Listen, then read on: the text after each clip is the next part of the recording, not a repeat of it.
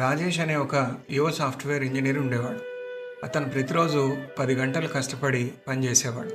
కానీ సాయంత్రం అయ్యేసరికి పూర్తిగా డ్రైన్ అయిపోయేవాడు. ఆ నీరసం పోగొట్టుకోవటానికి ప్రతి వీకెండ్ ఏదో ఒక ట్రిప్ లేదా ఏదో ఒక పార్టీ అటెండ్ చేస్తూ ఉండేవాడు. లేదా కొత్త గాడ్జెట్స్ కొనేవాడు.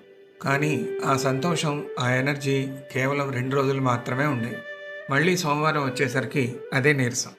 ఒకరోజు తన మెంటార్ని కలిసి అడిగాడు, సార్, నేను నా బ్యాటరీని రీఛార్జ్ చేసుకోవడానికి ఇన్ని చేస్తున్నాను కదా, మళ్ళీ ఎందుకు డిశ్చార్జ్ అయిపోతున్నాను అని. అప్పుడు ఆ మెంటార్ నవ్వి ఇలా అన్నాడు, రాజేష్, నువ్వు నీ లైఫ్ని ఒక పవర్ బ్యాంక్తో నడపాలని చూస్తున్నావు.